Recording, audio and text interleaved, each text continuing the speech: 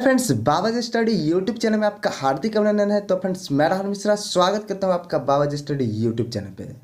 तो फ्रेंड्स, इस समय मैं आप लोगों के सामने प्रेजेंट कर रहा हूं जीके की सीरीज का वीडियो नंबर 7, जो कि आपके आने वाले किसी भी वनडे कॉम्पिटिटिव एग्जाम, चाहे आप एसएससी के कोई भी एग्जाम की तैयारी कर रहे हो, रेलवे की कोई भी एग्जाम की तैयारी कर रहे हो, या भारतवर्ष का ऐसा कोई भी एग्जाम जहाँ पे जीके जीएस से क्वेश्चन आते हैं, उसके हिसाब से हमारा यह सेशन मोस्ट हेल्पफुल रहने वाला है। इसके अलावा हमारे इसी चैनल पे डेली मॉर्निंग में करंट अफेयर्स की वीडियो प्रोवाइड कराई जाती है, जो कि आपके आने वाले एग्जाम पॉइंट ऑफ व्यू से मोस्ट हेल्पफुल रहती है। तो हमारे दोनों सेशन को प्रतिदिन देखा जरूर करें और अपने नॉलेज को इन्हेंस करते रहें। तो आइए फ्रेंड्स, स्टार्ट करते हैं अपने आज की इस सेशन को। तो हमारा आज का पहला प्रश्न है, मोहनजोदड़ो में सबसे बड़ा इमारत कौन सा था? तो मैंने आपको पहले भी बताया था कि मोहनजोदड़ो में सबसे बड़ा जो इमारत था वह यहाँ का अन्नागार था। यह अन्नागार 6 हड़प्पा सभ्यता में मिले अन्नागारों से बड़ा था, यानी कि हड़प्पा सभ्यता में कुल 6 अन्नागार मिले थे। इससे सबसे बड़ा अन्नागार था मोहनजोदड़ो का अन्नागार। इसके अलावा मोहनजोदड़ो से विशाल स्नानागार प्राप्त हुआ, महाविद्यालय भवन प्राप्त हुए, पुजारी की मूर्ति और बहुत सारी वस्तुएं प्राप्त हुई मोहनजोदड़ो से। तो फ्रेंड्स, ये थे क्वेश्चन नंबर 1 और उसका राइट आंसर हुआ ऑप्शन नंबर बी। तो फ्रेंड्स, उम्मीद करता हूँ कि आपको हमारा सेशन पसंद आता होगा। यदि सेशन पसंद आए तो वीडियो को लाइक, चैनल को सब्सक्राइब और वीडियो को एक शेयर जरूर कर दीजिएगा। अगला क्वेश्चन नंबर 2 है, विशाल स्नानागार पाया गया था। तो विशाल स्नानागार कहाँ पाया गया था? यह भी मोहनजोदड़ो से ही प्राप्त हुआ था। मोहनजोदड़ो से विशाल स्नानागार प्राप्त हुआ था और आपकी जो अन्नागार था वह भी मोहनजोदड़ो से ही प्राप्त हुआ था। आपको बता दें कि यह जो स्नानागार था वह 11.88 मीटर लंबा, 7.01 मीटर चौड़ा और 2.43 मीटर गहरा था। यह आपका स्नानागार जो था, ठीक है, याद रखिएगा। इस लंबाई को हो सके तो पूछ सकता है। अभी तक तो इसको पूछा नहीं है, अभी तक पूछा गया क्वेश्चन यही था। अगला क्वेश्चन नंबर 3 है, किसकी मूर्ति सिंधु घाटी सभ्यता के लोगों की एक महत्वपूर्ण रचना थी?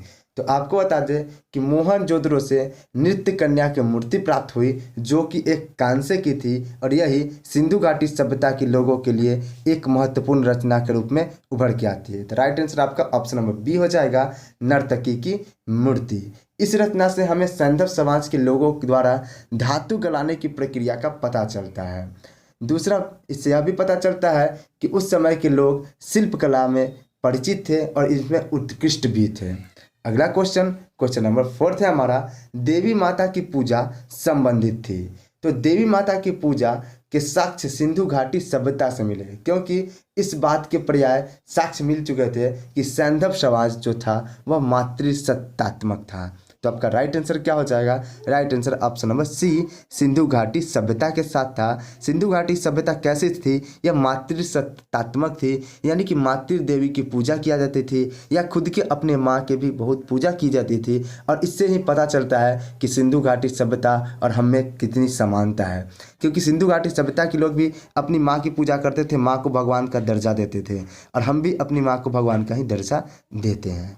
अगला क्वेश्चन नंबर हमारा 5 है, सिंधु घाटी सभ्यता का बंदरगाह है। तो सिंधु घाटी सभ्यता में लोथल एक बंदरगाह के रूप में था, क्योंकि यहाँ एक गोदीवारा यानी कि डॉकयार्ड मिला था। सबसे बड़ा बंदरगाह कौन था? यह आपका लोथल था। और लोथल कहाँ पे स्थित है? तो लोथल इस प्रेजेंट टाइम में गुजरात में स्थित है।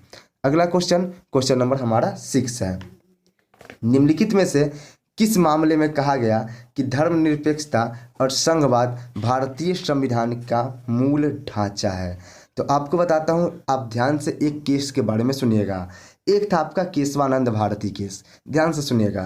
केशवानंद भारती बनाम केरल राज्य के मामले में उच्चतम न्यायालय ने यह निर्णय दिया कि संसद संविधान के मौलिक ढांचे या मूल संरचना का उल्लंघन किए बिना संविधान में संशोधन कर सकती है, किंतु मौलिक ढांचा क्या है इसको न्यायपालिका ने नहीं बताया। ठीक है, वही जब केस की बात आती है एस आर बोम्मई बनाम भारत संघ, जो कि 1994 में हुई थी, में केंद्र द्वारा अनुच्छेद 356 के दुरुपयोग पर उच्चतम न्यायालय ने यह निर्णय दिया कि संघवाद धर्मनिरपेक्षता संविधान के मूल लक्षणों में से एक है। किस अनुच्छेद का प्रयोग करके यह निर्णय दिया गया? तो अनुच्छेद 356 का प्रयोग करके निर्णय दिया गया कि संघवाद भारतीय संविधान का मूल ढांचा है, यानी मूल अंग है। संघवाद और धर्मनिरपेक्षता किस केस में यह आया? तो यह SR बोम्मई मामला में आया, जो कि 1994 में घटित हुआ था। और यह किस अनुच्छेद के तहत आया? तो अनुच्छेद 356 के तहत। ध्यान में रखिएगा इस अनुच्छेद को। अगला क्वेश्चन, क्वेश्चन नंबर 7 है, लोकतांत्रिक प्रणाली के लिए निम्न में से कौन सा तत्व आवश्यक है?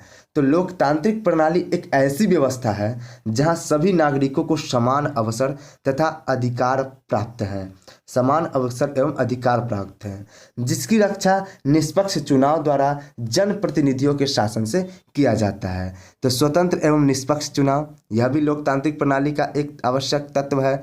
अवसर की समानता, यानी कि सभी को समान अवसर, यह भी है। अधिकारों का संरक्षण, चुनाव लड़के हमारे जनप्रतिनिधि चुन के जाते हैं, वो हमारे अधिकारों का संरक्षण करते हैं। तो यह भी आपका बिल्कुल करेक्ट है। और आपका राइट आंसर भी ऑप्शन नंबर डी हो जाएगा, उपयुक्त सभी, यानी सभी के सभी सही हैं। अगला क्वेश्चन, क्वेश्चन नंबर 8 है, निम्नलिखित में से किस देश में संघीय सरकार है? तो संघीय सरकार के बारे में मैंने आपको पहले भी बताया था। तो इस संघीय सरकार का जो सबसे सर्वोच्च उदाहरण है वह आपका USA, यानी कि यूनाइटेड स्टेट ऑफ अमेरिका है। इसके लिए अनिवार्य है कि एक अनम्य लिखित संविधान हो, यानी संघीय सरकार के लिए भी एक संविधान का होना जरूरी है। और संविधान सर्वोच्च हो, यानी उस देश में संविधान सर्वोच्च होना चाहिए। तथा इसके अंतर्गत परिसंघीय सरकार और इकाइयों की सरकारों के बीच शक्तियों का विभाजन हो।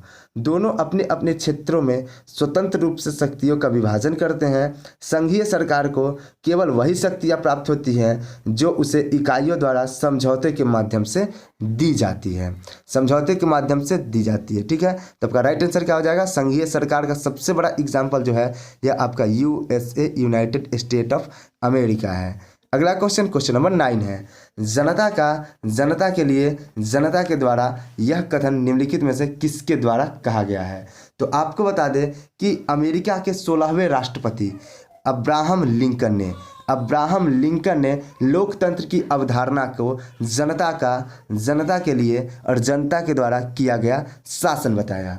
अगर आपने क्लास 9th को अच्छे से पढ़ा होगा तो उसमें यह सारे कुछ आपको पढ़ने को मिले होंगे। अगला क्वेश्चन, क्वेश्चन नंबर हमारा 10 है, अध्यक्षतात्मक सरकार के काम करने का सिद्धांत है। अध्यक्षतात्मक सरकार के काम करने का सिद्धांत क्या है? तो वह है आपके शक्तियों का पृथक्करण, यानी कि जो अध्यक्ष के रूप में सरकार चलाई जाती है वहाँ पे शक्तियों का पृथक्करण कर दिया जाता है।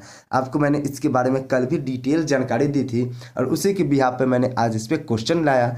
तो कल के अगर वीडियो को आपने देखा होगा तो सारे कुछ इसको समझ गए होंगे। चलिए मैं फिर से थोड़ी सी डिटेल आपको दे देता हूँ कि अध्यक्षीय शासन प्रणाली में कार्यपालिका एवं विधायिका की शक्तियों का पृथक्करण होता है। राज्य का अध्यक्ष कार्यपालिका का वास्तविक प्रधान होता है। अध्यक्ष अपने विवेक से अपने मंत्री चुनता है और मंत्री विधानमंडल के सदस्य नहीं होते हैं। अगला क्वेश्चन, क्वेश्चन नंबर 11 है, सूर्य की बाह्यतम परत को क्या कहते हैं? यानी कि सन का जो बाहरी परत होता है उसे क्या कहा जाता है?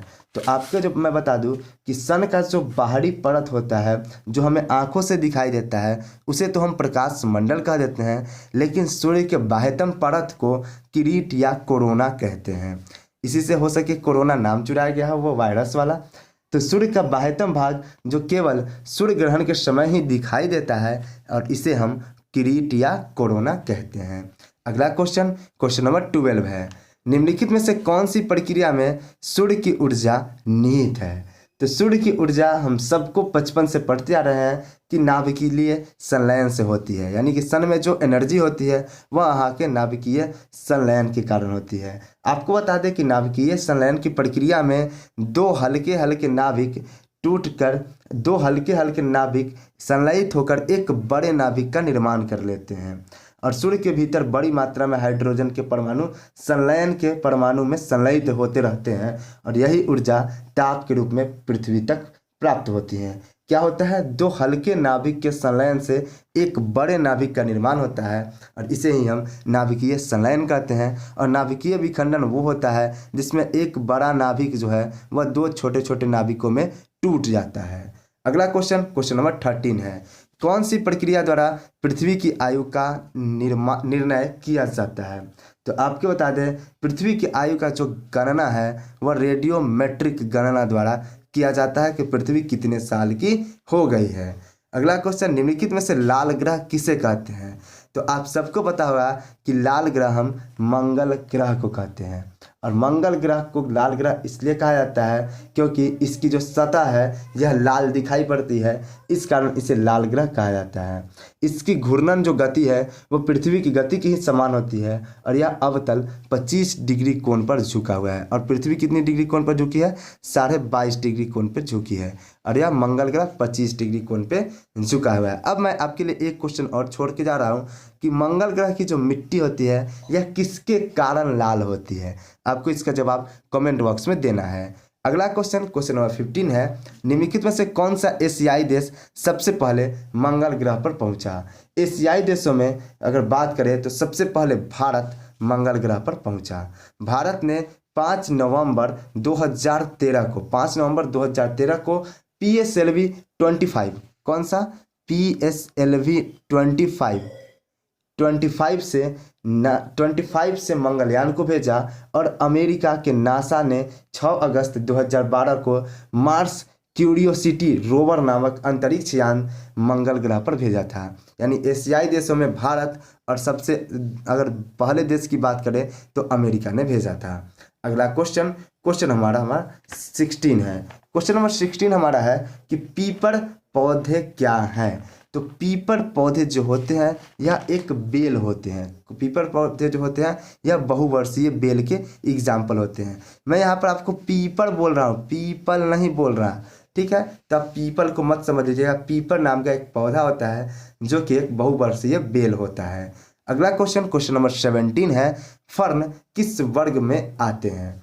तो फर्न का वर्ग आपको बताना है। तो फर्न जो होते हैं वह छोटे टेरिडोफाइटा ग्रुप के सदस्य होते हैं जो कि बीज रहित तथा पुष्प रहित होते हैं तथा ये संवहन बंडल का प्रयोग करते हैं। अब संवहन बंडल क्या होता है तो इसे भी आपको खोज कर कमेंट बॉक्स में कमेंट करना है। नहीं जानते हैं तो खोज के बताइए, जानते हैं तो डिटेल में कमेंट में लिखिए, क्योंकि लिख दी गई बातें आपको ज़्यादा दिनों तक याद रखती है। अगला क्वेश्चन नंबर 18 है, उबलते जल द्वारा जल जाने की तुलना में भाप से जलना अधिक कष्टदायक होता है, क्योंकि भाप का जलन अधिक कष्ट हमें क्यों देता है? इसका जवाब आपको हमें बताना है। यहाँ पे 4 ऑप्शन है, ऑप्शन को पढ़िए, आप 1 बाय 1 करके पढ़िए, आपको आराम से इसका पता चल जाएगा इसका आंसर। भाप का ताप बहुत अधिक होता है। भाप का ताप बहुत अधिक होता है, क्या यह आंसर हो सकता है?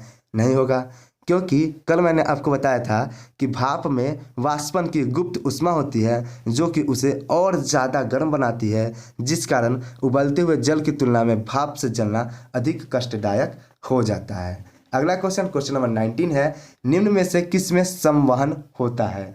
तो संवहन किसी द्रव्य अथवा गैस के अणुओं के संचार के कारण होता है, इसलिए संवहन की प्रक्रिया पूर्ण रूप से केवल द्रव और गैसों में ही होती है। तो आपका right answer option number B हो जाएगा।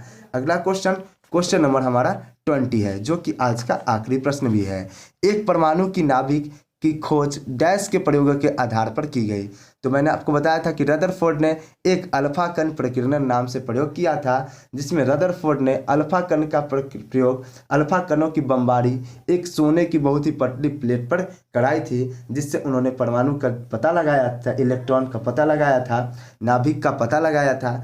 तो फ्रेंड्स, किसका पता लगा? बेसिकली नाभिक का पता लगा। किस प्रयोग से? अल्फा कण प्रकीर्णन के प्रयोग से। तो आप इस बात का ध्यान रखिएगा। और एक परमाणु के नाभिक की खोज डैश के प्रयोग के आधार पर की गई, तो रदरफोर्ड के अल्फा कण प्रकीर्णन के प्रयोग के आधार पर परमाणु के नाभिक की खोज की गई।